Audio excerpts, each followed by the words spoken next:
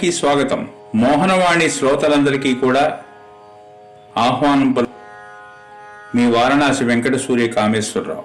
మోహనవాణి శ్రోతలందరికీ కూడా మహాశివరాత్రి శుభాకాంక్షలు. వందే శంభుముమాపతిం సురగురుం వందే జగత్కారణం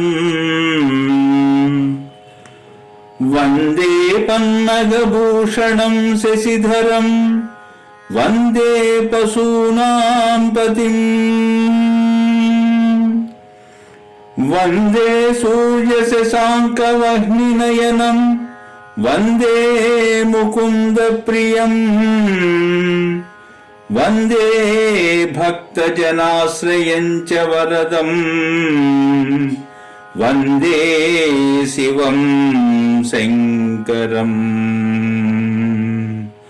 ఓం నమః శివాయ, ఓం నమః శివాయ, ఓం నమః శివాయ, ఓం నమః శివాయ, ఓం నమః శివాయ. శివాయ విష్ణురూపాయ శివరూపాయ విష్ణవే శివస్య హృదయం విష్ణుః విష్ణోశ్చ హృదయం శివః. నిష్కల్మష నామం శివ, త్రిగుణాతీత నామం శివ. సృష్టి స్థితి లయలలో లయకారకుడు శివ. ఆద్యంతములు లేనివాడు శివ, సదా శివుడు శివ. త్రిగుణాలకు ప్రతిరూపం త్రిశూలం, అదే శివుని ఆయుధం. ప్రణవనాద సృష్టికర్త శివుని యొక్క శబ్ద స్వరూపం ఢమరుకం. మనోనిగ్రహ స్వరూపుడు శశిధరుడు, అనంతుడు శాశ్వతుడు గంగాధరుడు. వ్యాఘ్ర చర్మాంబరుడు నిరహంకార శివుడు. భస్మాంగదుడు పరిశుద్ధ శివుడు. చతుర్వేద హరిణధరి పరమశివుడు. సకల సత్సంగ ధర్మ ప్రతీక నందివాహనుడు. ఆదిదేవుడు శివుడు. జ్ఞాననేత్ర సహితుడు ముక్కంటి. సకల నాట్యరాజు నటరాజ శివుడు. ఆదిభిక్షువు పరమశివుడు. నిరాకార లింగరూపుడు మహేశ్వరుడు. లింగరూపం జ్ఞానానికి ప్రతీక. ఆ జ్ఞానరూపమే పరబ్రహ్మ స్వరూపమైనటువంటి లింగం. ఆద్యంతాలు లేనటువంటి లింగస్వరూపమే ఈ విశ్వం.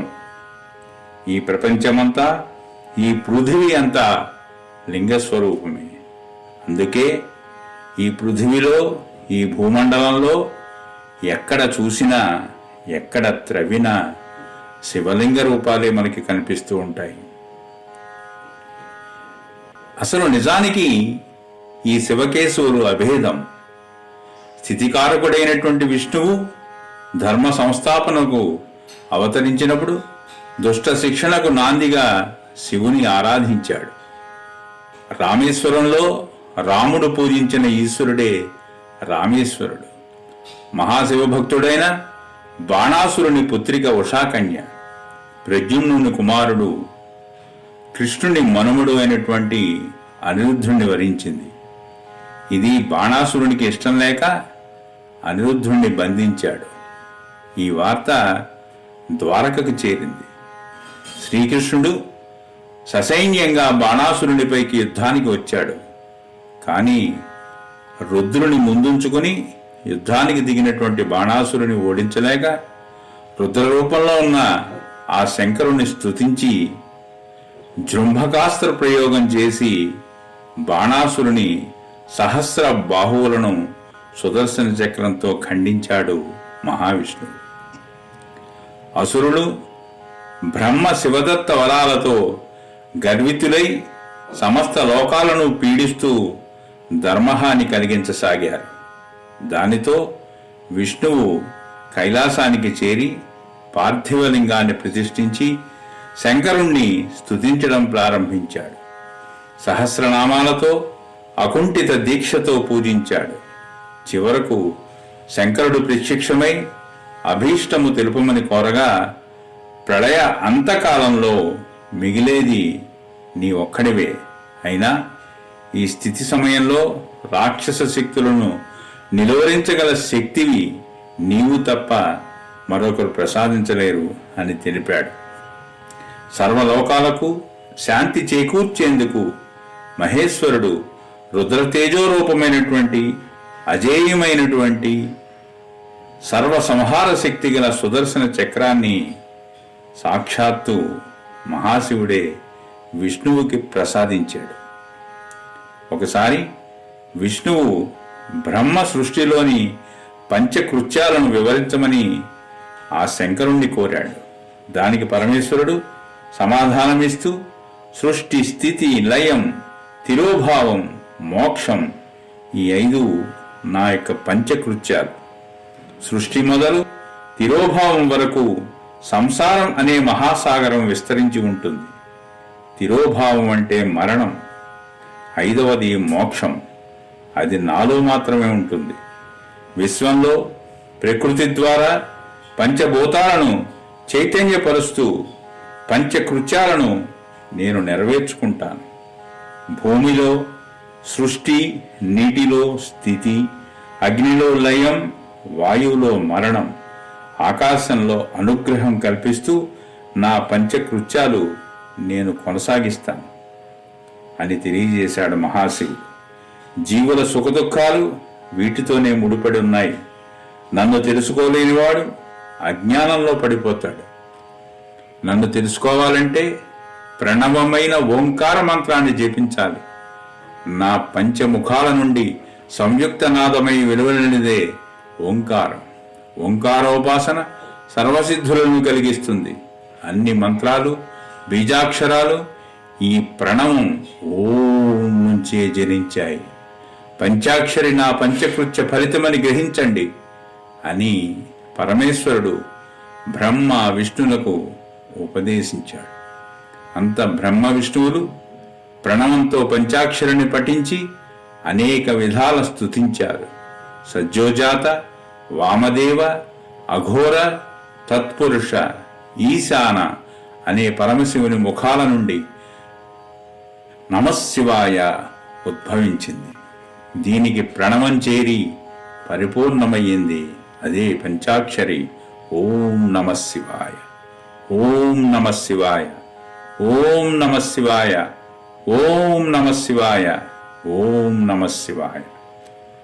ఈ శివపురాణం ప్రకారం శివయోగులు 3 రకాలు.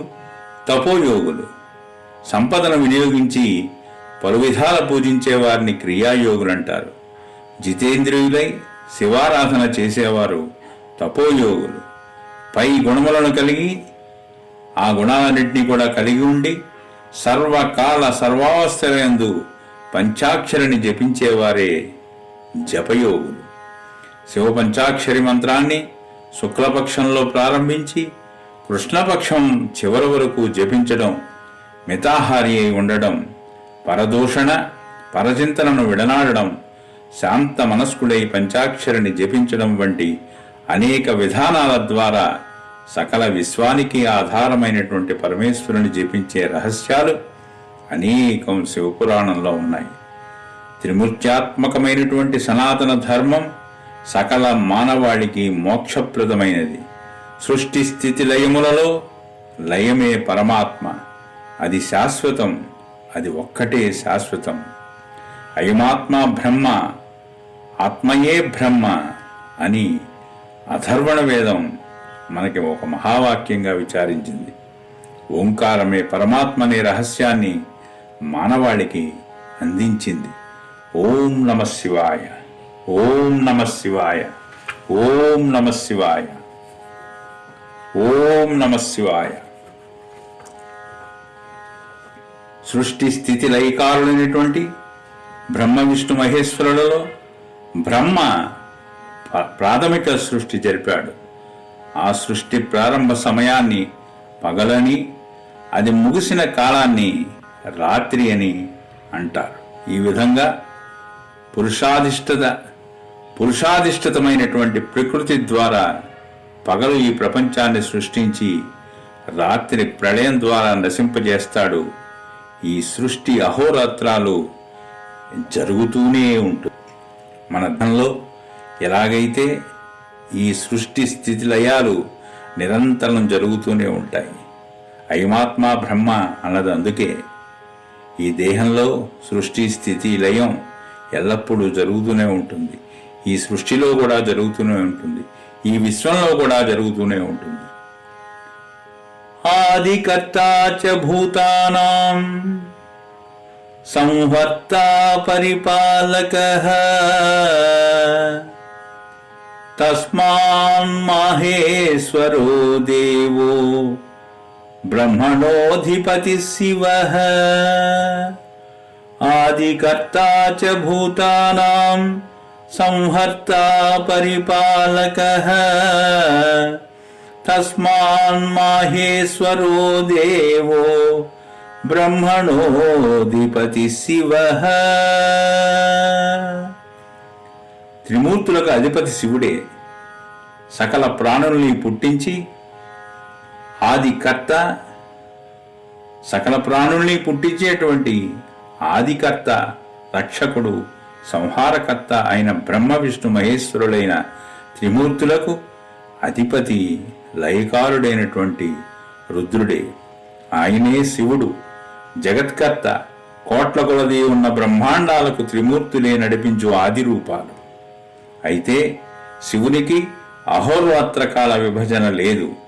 ఈ సృష్టి వినాశం శివుని ఆజ్ఞతోనే జరుగుతుంది. అసంఖ్యాతాశ్చ కల్పాఖ్యా హ్యసం అసంఖ్యాతాః పితామహాః హరయశ్చాస్య సంఖ్యాతాస్త్వైక ఏవ మహేశ్వర. అసంఖ్యాతాశ్చ కల్పాఖ్యా అసంఖ్యాతా పితామహాః హరయశ్చాస్య సంఖ్యేతా ఏక ఏవ మహేశ్వరః. అసంఖ్యాతాశ్చ కల్పాఖ్యాః, ఎన్నో కల్పాలు. అసంఖ్యాః పితామహాః, ఎన్నో బ్రహ్మలు.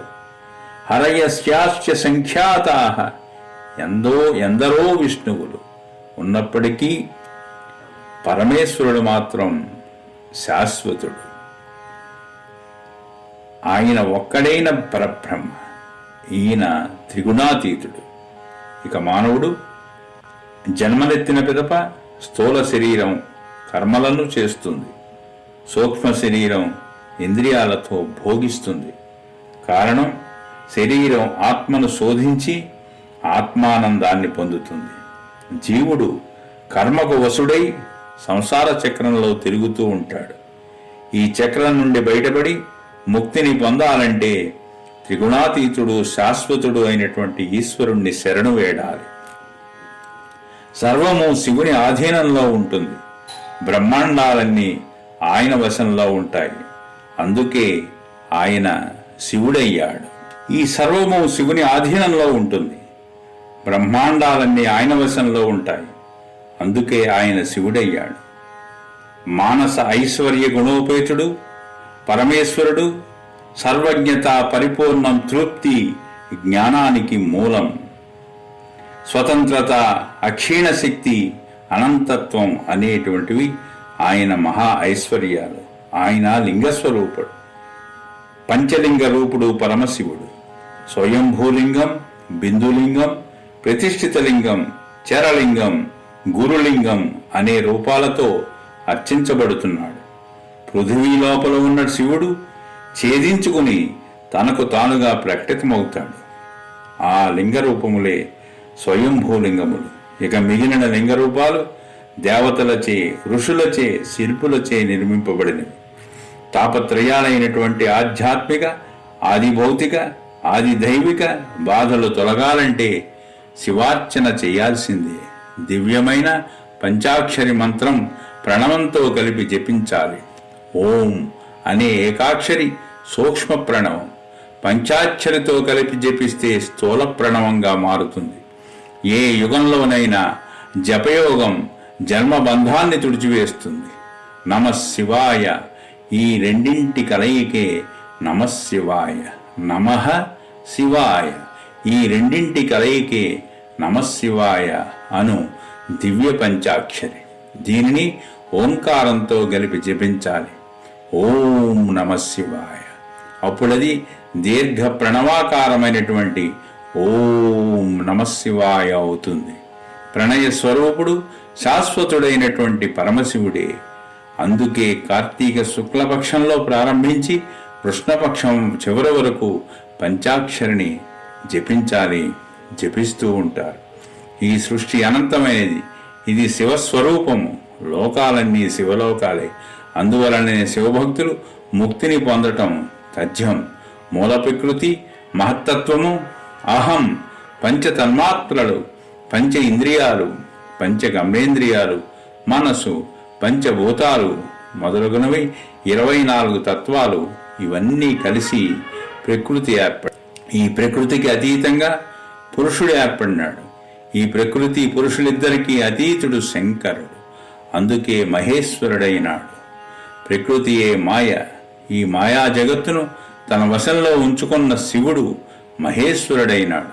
జీవులను ఈ మాయాబంధం నుండి తప్పించువాడే మహేశ్వరుడు. మాయ అనే దుఃఖాన్నుండి దూరం చేస్తాడు కనుకనే రుద్రుడైనాడు. పిండములో 6 కేశములు గలవు. అందు 3 పురుషాంశలు, 3 స్త్రీయంశలు. 3 స్త్రీయంశలు కావున ఈ సృష్టి స్వరూపము సర్వము అర్ధనారీశ్వరం. అవియే శివశక్తి సమ్మేళనాలు. సృష్టి కార్యంలో ఏకత్వ భావనైనటువంటి సచ్చిదానందమును ప్రకృతి పురుషులు అనుభవించుచున్నారు. అక్కడ ద్వైతము లేదు, సర్వము అద్వైతమే. ఈ అనంతమైన సృష్టి కార్యములో శివశక్తి సంయోగము అవిశ్రాంతముగా, అఖండముగా, అమోఘంగా సాగిపోవుచున్నది. ఇది ఒక అజరామర ప్రక్రియ. ఇది ఒక అజరామర క్రియ. సృష్టి స్థితి లయములు కూడా విరామం లేనివి. అయితే లయకారుడైన శివుడు శాశ్వతుడు, అనంతుడు. శక్తితో కూడి ఉన్నప్పుడు సచ్చిదానంద స్వరూపుడై తనను జపించిన వారికి ఆనందాన్ని, వైరాగ్యాన్ని ప్రసాదిస్తున్నాడు. ఓం నమః శివాయ. ఓం నమః శివాయ. ఓం నమః శివాయ. ఓం నమః శివాయ. ఓం నమః శివాయ.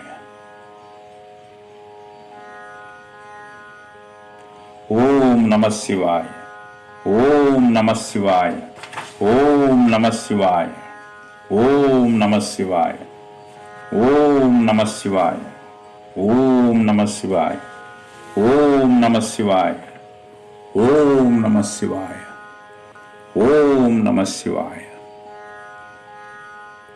సనాతన ధర్మసారమైన అద్వైత మార్గ స్థాపన కోసం సాక్షాత్తు పరమశివుడే శ్రీ శంకరాచార్యులుగా అవతరించారు. 32 సంవత్సరములు ఈ అఖండ భారతావనిలో కాలినడకన తన శిష్య బృందంతో నడయాడి అనేక పుణ్యక్షేత్రములలో తమ శక్తి యంత్రములను ప్రతిష్ఠించారు. తమ అవతారము పూర్ణమైనదని చెప్పి తెలుసుకున్న తరువాత శ్రీ శంకరుడు కేదారనాథ క్షేత్రములకు వెళ్ళి ఆ కైలాసములకు పయనమయ్యారు. సాక్షాత్తు బ్రహ్మదేవుడు ఆయనకు ఎదురొచ్చి తన హస్తమును అందించి కైలాసమునకు తీసుకువెళ్లారు. అద్భుతమైనటువంటి కాంతిపుంజమై ఆ పరమశివుని సాన్నిధ్యమునకు చేరారు.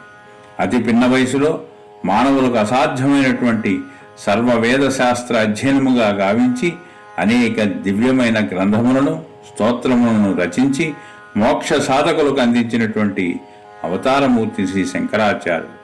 అటువంటి మహిమాన్విత స్తోత్రములలో శివానందలహరి ఒకటి. ఆద్యంతం శివధ్యానంతో భక్తి సాగరంలో మునిగేలా చేస్తుంది ఈ శివానందలహరి. నరత్వం దేవత్వం నగవన మృగత్వం అశకత పశుత్వం కీటత్వం భవతు విహగత్వాది జననం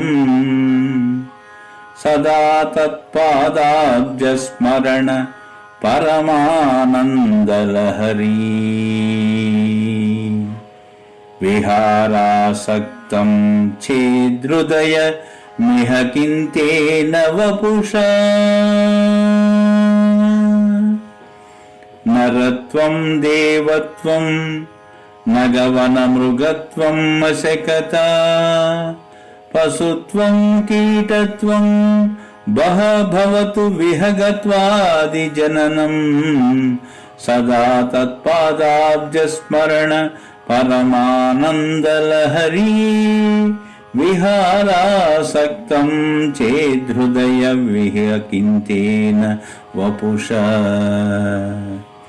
అనేక జన్మల నుండి విముక్తిని ప్రసాదించు ఓ పరమేశ్వర, దేవ మానవ మృగ కీటక పశు పక్షి మొదలగు ఏ జన్మ లభించినా నీ నామస్మరణ చేయుచు నీ పాదార వింద పరమానంద ప్రవాహంలో సాగిపోగల శక్తి ఆసక్తి నాకు కలిగించు చాలు. జన్మ ఏదైనా పర్వాలేదు, పుణ్యవాసనా ఫలితంగా లభించిన ఈ మానవ జన్మను సార్థకం చేసుకోవాలంటే, ముక్తిని పొందాలంటే శివనామస్మరణ శివార్చన ఒక గొప్ప మార్గం అని శ్రీ శంకరాచార్యుడు శివానంద లహరిలో మనకి తెలియజేశారు.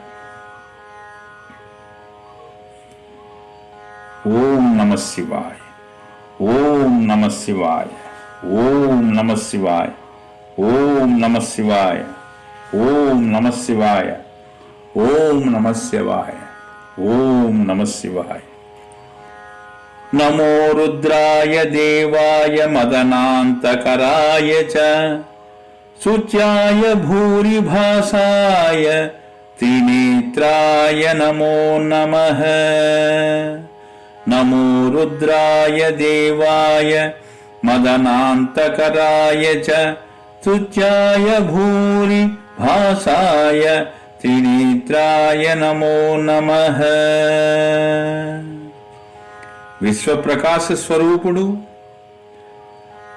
మదనుణ్ణి దహించినవాడు, ముల్లోకాలచే స్తుతింపదగినవాడు, తేజోరూపుడు, మూడు కన్నుల గలవాడు రుద్రునకు ఇవే మా అనేక నమస్కారాలు. భోళాశంకరుడు సమాధి నుండి వెలువడి కనులు తెరచి ఈ విశ్వాన్ని పరికిస్తూ ఉంటాడు. అదేవిధంగా శివపార్వతులు ఆది దంపతులుగా మనందరికీ కూడా తెలుసు. ఈ శివపార్వతులు ఆది దంపతులుగా మనం కొలుస్తూ ఉంటాం. ఈ యొక్క శివపార్వతుల కళ్యాణ అంతరార్థాన్ని ఒక్కసారి మనం పరిశీలిద్దాం. ఈ కశ్యపుడు దితిల కుమారుడు వజ్రాంగుడు. వజ్రము వంటి అవయవములు కలవాడు, మహాబలశాలి. ఆ తల్లికి సంతోషాన్ని కలిగించడానికి ఇంద్రునితో సహా దేవతలను బంధించి దండించేవాడు.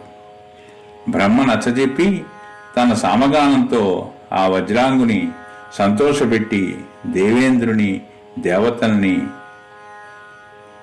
ఆ యొక్క దేవేంద్రునికి ఆ దేవతలకి వినిపించేవాడు.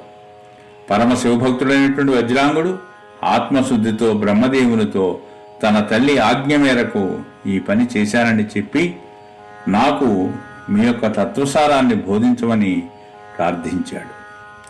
జ్ఞాన సాత్విక వైరాగ్యములే నా తత్వమని బోధించి వరాంగి అను కన్యను సృజించి అతనికిచ్చి వివాహం జరిపించాడు.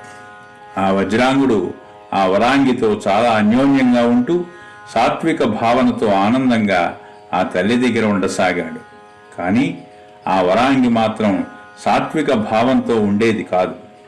భర్తను లాలిస్తూ తన కోరికను తీర్చమని అడిగింది.